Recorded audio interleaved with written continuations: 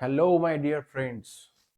Welcome to Siddharth Academy, and this is the one and only academy which imparts education for MPSC in English medium, and this is solely determined to help technical students. Okay, right? महाराष्ट्रभर पूर्णतः मराठीतून शिकवलं जातं, परंतु इथे तुम्हाला English मीडियममध्ये पण एज्युकेशन मिळेल आणि गोष्टी पाहायला मिळेल. I will make the mixed of a blend of better blend of English and Marathi together, making it bilingual approach to it. Some notes may be in Marathi because these are wider concepts. Okay, when I am talking about wider concepts, then they should be dealt in bilingual approach, means in English, Marathi, both. And when it pertains to typical technical things, which will be dealt totally in English itself. Okay, so बघूया आता आपण nominal GDP and real GDP. These are very important concepts. Many people, I have come across many students who commit actual mistake in understanding nominal GDP and real GDP. So let's talk about what these concepts are. Okay, the first and foremost approach towards understanding nominal GDP and real GDP is just talking about the GDP. Okay, GDP. What is GDP? So my prime concern is to talk about GDP first and then nominal. What is making it nominal? What is making it real? नाममात्र GDP म्हणजे नावाचीच फक्त वास्तविक म्हणजे reality मध्ये काय आहे. Okay, let's talk about दिस. सर्वप्रथम आपण जीडीपी म्हणजे काय ते पाहून घेऊ, म्हणजे तुम्हाला सगळं समजेल की जीडीपी म्हणजे काय. सर्वप्रथम जीडीपी म्हणजे काय. Let's talk about this. Okay, so GDP is nothing but a gross domestic product. As you know, gross domestic product, gross म्हणजे स्थूल, स्थूल ज्याला म्हणतो आपण, स्थूल देशांतर्गत, डोमेस्टिकचा अर्थ देशांतर्गत, देशांतर्गत ओके उत्पादन. ओके, आता देशांतर्गत म्हटलं की with in the territory. Okay, जेवढं काय आता हे भारत, समजा आपण हे इंडिया आहे, तर इंडियाच्या बाउंड्रीच्या आतमध्ये जेवढं काही प्रोड्यूस होते वर्षभराच्या कालावधीमध्ये, ते म्हणून त्याला देशांतर्गत म्हणत असतो. ओके, सो देशांतर्गत म्हटल्यानंतर it has only physical dimensions. Okay, it's strictly physical dimensions that I must mention. Okay, let me just narrow down the okay, this is it. Okay, right, physical dimensions म्हणजे physical boundaries, त्याला आपण म्हणतो physical boundaries, म्हणजे भौतिक सीमेअंतर्गत जेवढं काही produce होतं. म्हणजे तुम्ही विचार करा, आपल्या देशात भारतीय उत्पादक, विदेशी उत्पादक जे काही निर्माण करतात, मग त्यात primary sector, secondary sector, tertiary sector आणि इतर अजून सेक्टर, कॉटन आणि क्युरिन सगळे आले, ते जेवढे काही वस्तू सेवा, अंतिम वस्तू सेवा निर्माण करतात, त्यांचे बाजार मूल्य, भारतात जे उत्पादन झालेलं आहे, भारताच्या कॅपॅसिटीनुसार ते जे उत्पादन झालेलं आहे, त्याचं बाजार मूल्य हे खूप महत्वाचं असतं. It shows, it indicates India's production capacities. Okay, that's why it is very important to focus on what India can produce. Okay, means not only the Indian citizens can produce, it is about Indian land, particularly having endowed with lot of resources, lot of facilities, infrastructure and market. Okay, all things are altogether present on the land of India, and that's why India becomes that much productive country or destination. Okay, so sir GDP हे खूपच महत्वाची गोष्ट. Gross domestic product, एकूण देशांतर्गत उत्पादन म्हणजे काय म्हणू मी, एका वर्षात देशाच्या सीमा अंतर्गत तयार होणाऱ्या, ओके, एका वर्षात म्हटलं की I will talk about okay physical year. Okay, this is actually fiscal year. Fiscal year means FY. Fiscal year means which we have already determined to consider fiscal year from 1st April to 31st March. प्रत्येक देशाचा एक वित्तीय वर्ष असतो है ना, एका वित्तीय वर्षाच्या कालावधी किंवा जे काही कन्सिडर करण्यात येईल त्याच्यामध्ये. देशाच्या सीमा अंतर्गत म्हणजे फिजिकल बाउंड्रीज मध्ये भारताची जे काही सीमारेषा त्यात तयार होणाऱ्या सर्व अंतिम वस्तू, अंतिम हा शब्द जेव्हा वापरला जातो ना, खूपच महत्वाची गोष्ट. सर्व, सर्वचा अर्थ all goods and services. Okay, goods and services, all goods and services. आपल्याला तुम्ही म्हटलं की आपल्या गरजा काय, तुम्ही म्हणाल आपल्या गरजा दुसऱ्या काहीच नाही, तुम्ही सर्व गरजा पाहून घ्या. तुम्ही मग डॉक्टरकडे जायचं आहे, सेवा. वकिलाकडे जायचं, सेवा. मेट्रोने प्रवास करायचा, सेवा करायची, सेवाच आहे, सेवा मिळवतोय. ट्युशन लावली, सेवा मिळवतोय. मला ब्रेड पाहिजे, वस्तू मिळवतोय. मला पेन्सिल पाहिजे, वस्तू मिळवतोय. पेट्रोल पाहिजे, वस्तू मिळवतोय. बरोबर की नाही? हा, बिलकुल. पण झोमॅटो सेवा मिळवतोय, सेवा वस्तू दोन्ही देईल. तर तुम्ही काही पण म्हणून घ्या, तुम्ही जे काहीही खरेदी करणार आयुष्यात तुमच्या गरजांसाठी, तुमची गरज फक्त दोनच कॅटेगरीमध्ये डिवाइड झालेली आहे. First is it may be of either good और सर्व्हिस और both. Okay, so goods and services. तर जेवढे काही गुड्स अँड सर्व्हिस, जेव्हा आपण अंतिम म्हणतो, अंतिमचा अर्थ होते final. Okay, final means what? There is okay no need to process it further, that is directly consumable. कन्झ्युमेबलचा अर्थ होतो डायरेक्ट तुम्ही त्याचा उपभोग करू शकता, उपभोग्य वस्तू. त्याला अजून प्रोसेस करण्याची गरज नाहीये. त्याची प्रोसेस केली तर दुसरी वस्तू बनून जाईल, मग त्याचे डबल काउंटिंग होईल. ओके, म्हणून मी तुम्हाला एक गोष्ट खूपच महत्वाची म्हणत आहे ओके यामध्ये, की एका वर्षात देशाच्या सीमांतर्गत तयार होणाऱ्या सर्व अंतिम वस्तू, सर्व अंतिम वस्तू, सर्व अंतिम वस्तू व सेवा यांची एकूण किंमत. ओके, एकूण किंमत. So how do you count on, how do you count on? Okay, so the total value, okay, I must say what is the total value. Total value म्हटलं की it is determined by okay market place. So it is market value. Market value चा अर्थ झाला इथे taxes वगैरे सगळे आले, अनुदान बाहेर काढून टाकले, तर मार्केटमध्ये वस्तू आल्यानंतर जी त्याची व्हॅल्यू असते, म्हणजे त्याची जे एकूण व्हॅल्यू आहे, टोटल व्हॅल्यू एका वर्षात प्रोड्यूस होणाऱ्या, देशाच्या अंतर्गत होणाऱ्या सर्व अंतिम वस्तू व सेवा. Means there is no intermediate product is considered direct final goods. आता मी म्हणला no intermediate products, no intermediate. Okay, no इंटरमिडिएटचा अर्थ म्हटलं तर तुम्ही म्हणाल सर मग मग हे शेती उत्पादनामध्ये गहू तांदूळ का वापरलं है ना? गहू तांदूळ का वापरलेला आहे? गहू डायरेक्ट कंझ्युम केला जाऊ शकत नाही, त्याचा आटा बनतो है ना, कणिक बनते, त्याच्यापासून चपाती बनेल, चपाती हॉटेलवाला विकेल, त्यापासून ब्रेड बनते, ब्रेड बनवून जो आहे तो ब्रेडवाला विकेल, तांदूळ आहे, तांदळाची इडली बनेल, त्याचे काय अजून प्रकार बनेल. Yes, blah blah blah blah, बिलकुल बिलकुल बरोबर आहे. Okay, I have mention this things only to mention the sectors. Okay, एवढ्या गोष्टी ज्या आहेत ते प्रायमरी सेक्टर दर्शवतात. These are only primary sectors. Okay, do you understand this? These are the primary sector, म्हणजे नैसर्गिक संसाधनापासून निर्माण होणाऱ्या वस्तू आहेत. Okay, means you are utilizing only natural resources, that's it. Okay, no manufacturing at all, no further processing at all, you are using them, okay, either as it is because they have been produced by natural resources.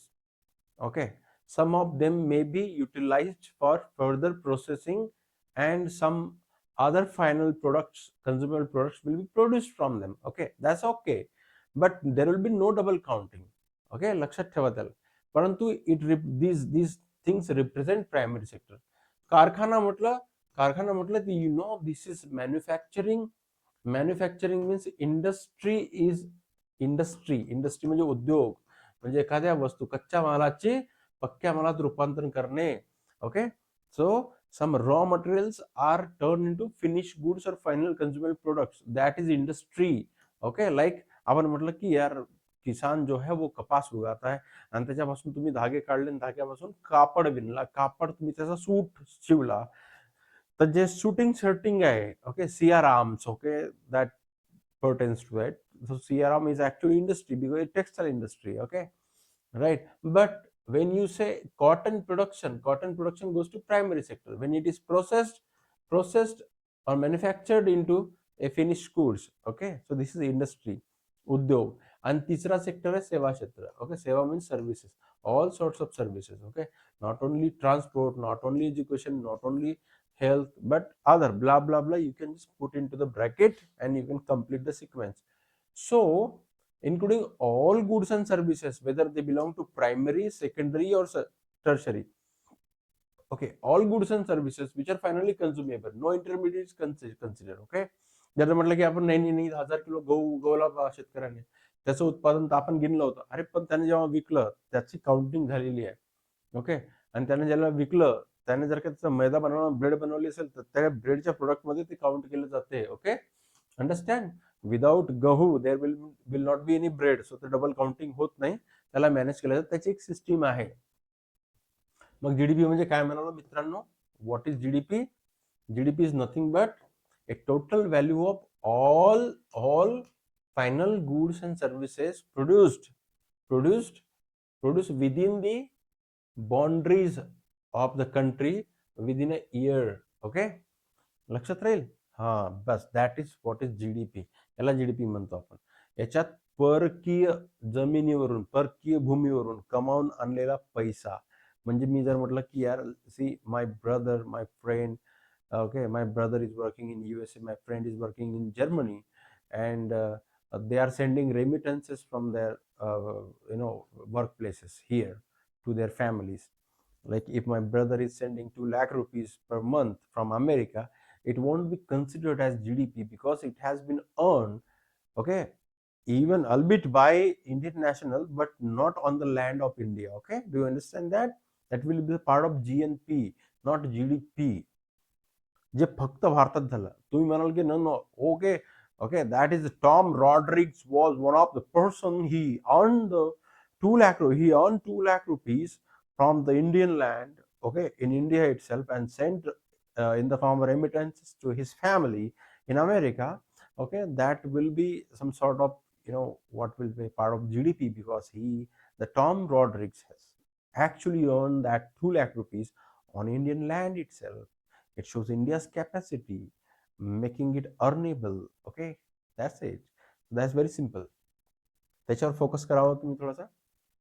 Okay, GDP GNP मधील फरकासाठी एक वेगळा video घेऊन येऊ आपण. नाव, what is nominal GDP? That's my favourite one. Okay, nominal GDP म्हणजे काय मित्रांनो, बघूया. What is nominal GDP? नाममात्र जीडीपी. नॉमिनल जीडीपी नाममात्र म्हणजे नावाचीच, फक्त नावाचीच, असं म्हणून ना, फक्त नावाचीच, काही घेणं देणं नाहीये, फक्त नावाचीच असा शब्द वापरतो. ठीक आहे, नाममात्र, नावाचे. ओके, यू कांट सी ना. ओके, नाममात्रचा अर्थ झाला नावाचीच, फक्त नावाचीच जीडीपी आहे. नावाचीच का बरं, तर तुम्हाला थोड्या वेळात कळेल की का बरं नावाचीच आहे. Nominal GDP. ओके, म्हणजे काय अर्थ, काय नाममात्र जीडीपी म्हणजे सध्याच्या म्हणजे करंट वर्षातील, करंट इयर, चालू वर्षातील चालू किमतीवर. ओके, करंट इयर प्राइसेस, हे लक्षात ठेवा. करंट इयर प्राइसेस वर मोजलेला काउंट केलेला जीडीपी. ओके, लक्षात राहील. म्हणजे आज जे काही परिस्थिती, आज तुम्ही म्हणा मंदी आहे, महागाई आहे, समोसा 10 रुपयाला मिळतं, समोसा 25 रुपयाला मिळतं, जे काही आहे.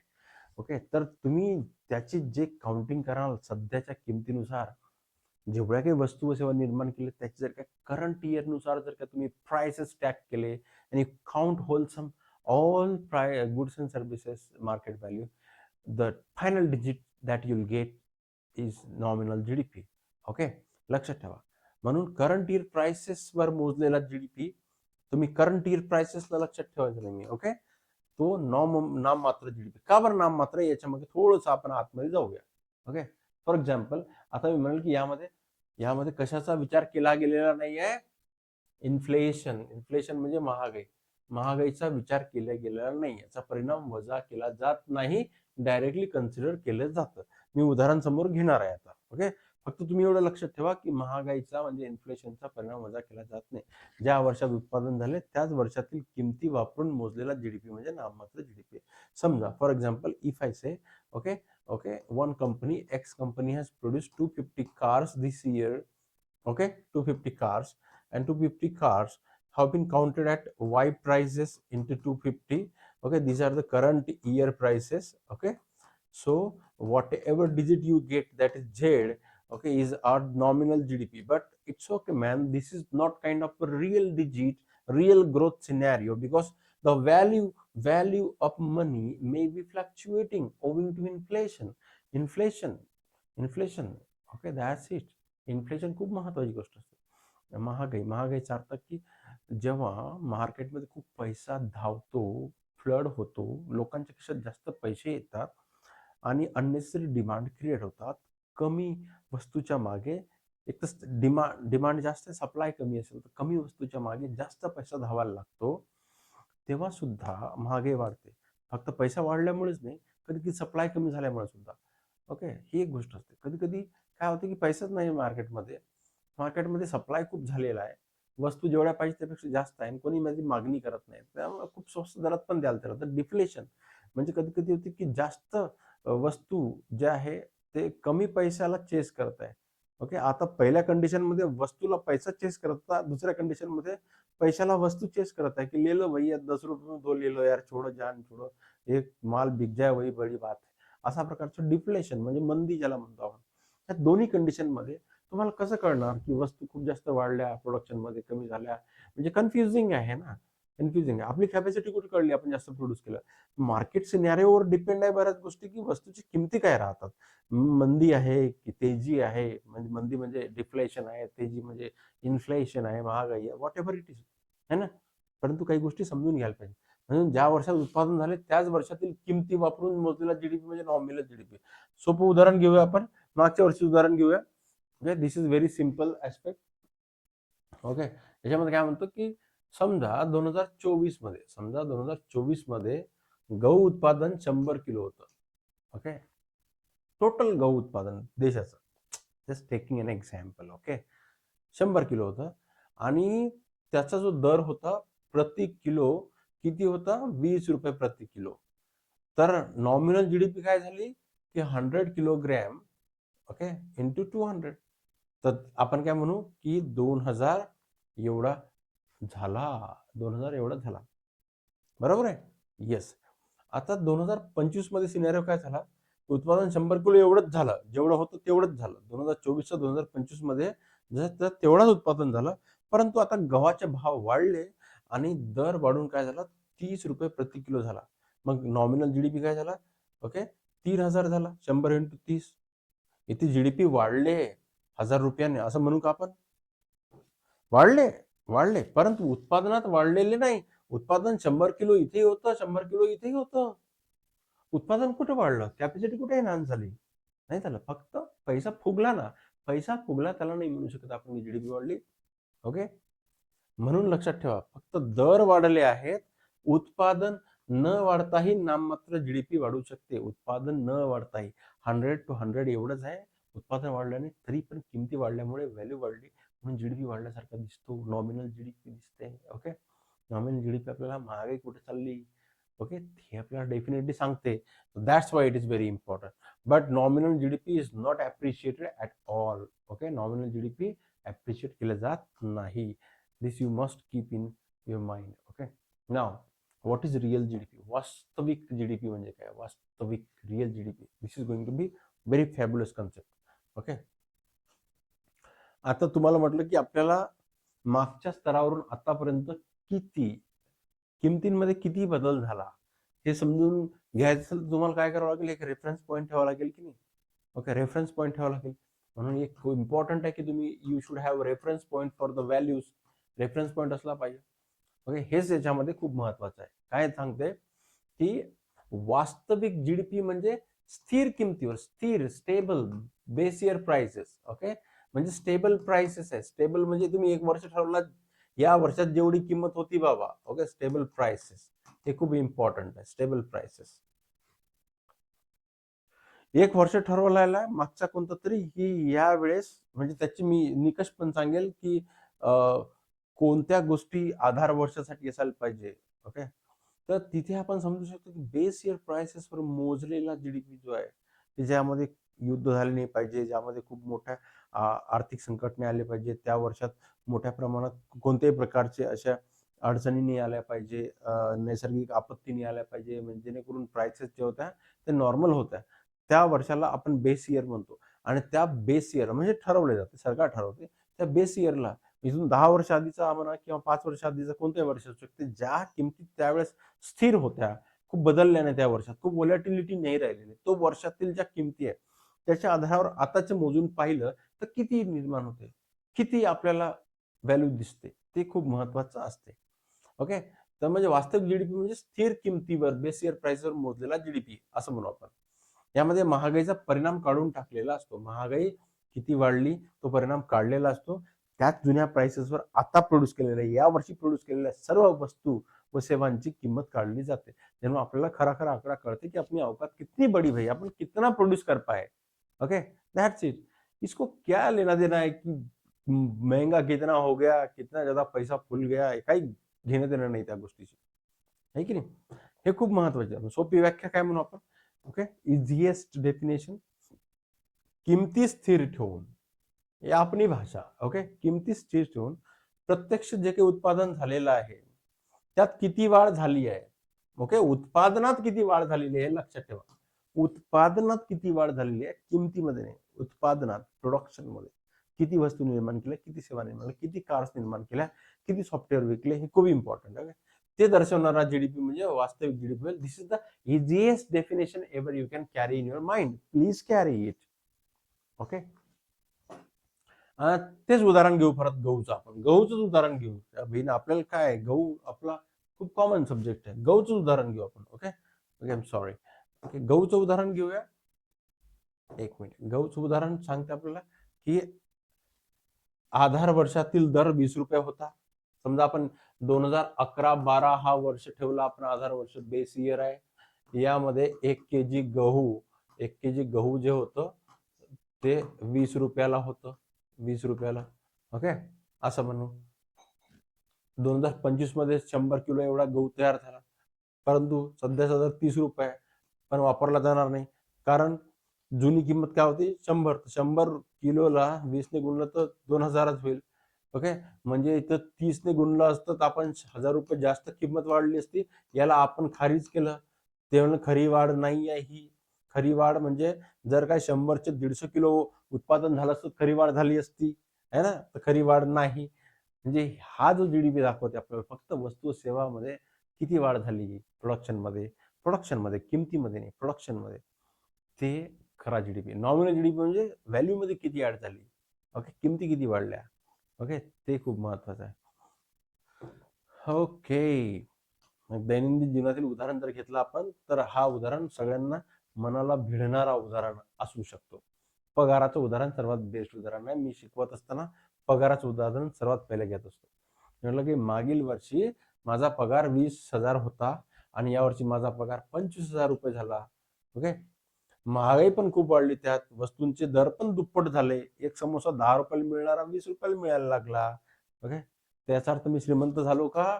20 ते 25 झाले तर दर महिन्याला 25, वर्षाचे 60,000 रुपये जास्त मिळाले तर नाही मित्रांनो, बिलकुल नाही झालं. ओके, हेच फरक आहे त्यामध्ये.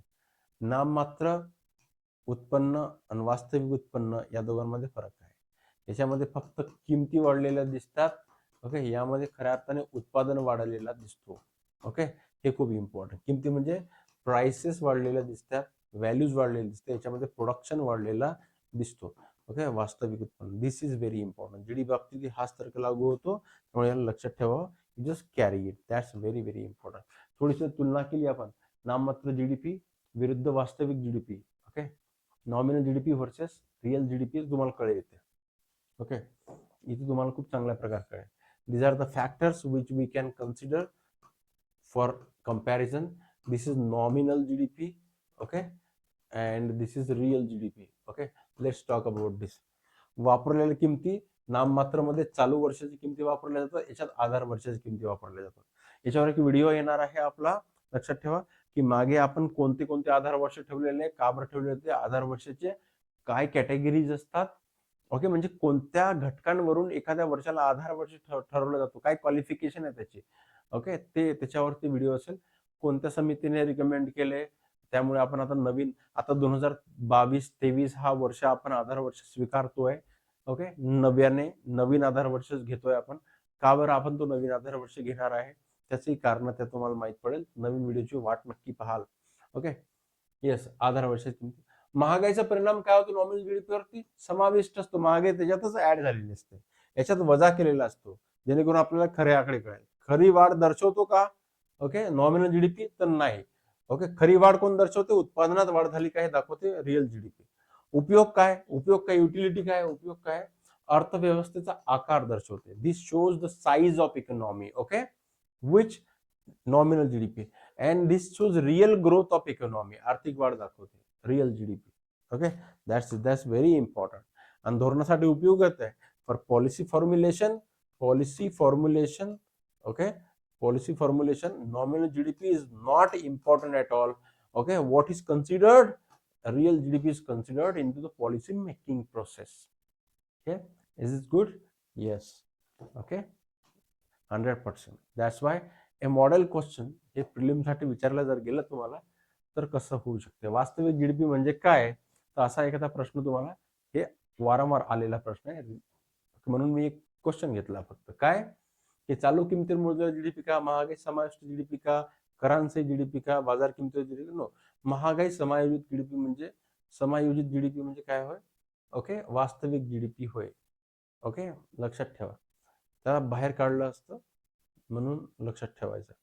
आता एक ट्रिक आहे, trick. This is very important trick. Toured trick लक्षात ठेवण्याची सोपी युक्ती. नॉमिनल म्हणजे नावापुरती वाढ. मी असं म्हटलं नावाचीच वाढ महागाईची वाढ आहे. रिअल जीडीपी म्हणजे खरी वाढ म्हणजे उत्पादनाची वाढ. Okay, you just keep this in mind and you. मी याच्यानंतरचा व्हिडिओ जो आहे, याच्यानंतरचा व्हिडिओ तो GVA वर असेल, gross value addition. Okay, I have come across thousands of students while teaching them that they do not really understand what is gross value addition. Okay, म्हणजे आपण त्याला म्हणतो मूल्यवर्धन. सकल मूल्यवर्धन कशाला म्हणतात ते जाणून घेऊ शकत नाही. and they really do not understand. It is holistic in approach. It pertains to entire GDP growth. Okay, which sectors, which factors actually added the values into total values, as well as it also goes sector specific, that like for example agriculture sector. If agriculture sector is contributing this X percentage, so which if agriculture shows increase in contribution in GDP, GVA shows which sector, allied sectors of agriculture actually contributed into the agriculture to show up into the GDP. So these are some factors we will take. Okay, keep watching. Okay, subscribe the channel. This is my new channel, and press the bell icon and share this with your friends. Okay, this is very important. Thank you very much, bro.